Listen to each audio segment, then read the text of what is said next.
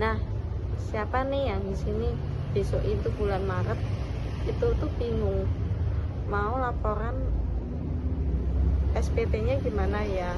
Halo, kenalin aku Nisa. Biasanya aku membahas mengenai pajak, terus bisa keuangan, usaha, atau pembukuan. Nah, aku ini kan punya pengalaman experience yang menurut aku pribadi banget ya.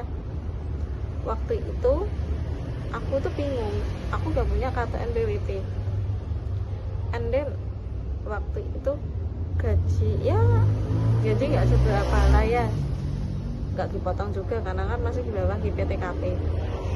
Bingung lah gitu kan, ini makanya aku juga kelulusan biasa orang ekonomi kan. Nah, saya tahu lah masalah pajak kan ngisi. Waktu itu aku baru searching lah, baca-baca lah, terus belajar lah kayak orang kan. Nah, agak bingung kalau ini kok aku pernah punya pengalaman juga bantuin orang gaji di atas PTKP, dan dia tuh nggak tahu ya, dia tuh nggak minta bukti potong sama perusahaannya gitu loh kan.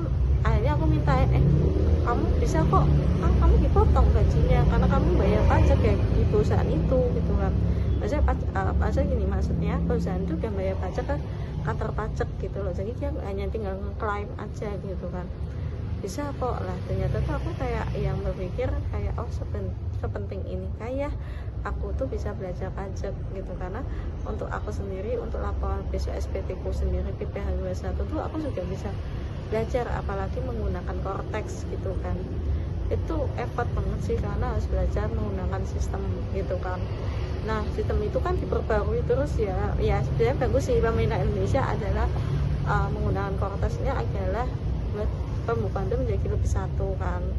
Nah, terus aku tuh kadang ya bingung gitu kan. Waktu itu aku ini gimana ya, waktu itu tahun lalu bingung ya, kok aku tercatatnya segini gitu kan, padahal aku punya salary-nya cuma segini kan. Aku masih ikut corporate ya waktu ini gitu kan.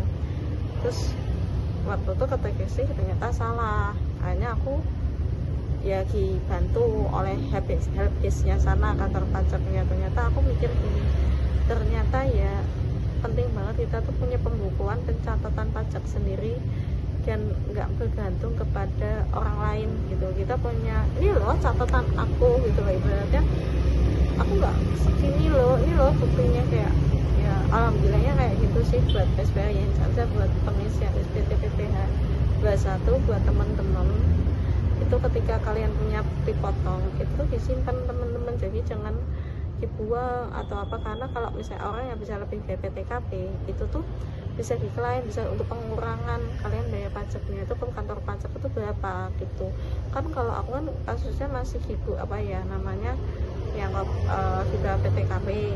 Nah, aku punya kasus nolongin orang itu tuh di atas PTKP dan dia tuh hampir aja nggak nyimpen, padahal dia itu udah resign gitu loh ceritanya. Jadi sepenting itu teman-teman buat bisa nyimpen kalian tuh gaji berapa, pencatatannya kayak gimana, terus nyimpen itu tuh bukti potongnya gimana.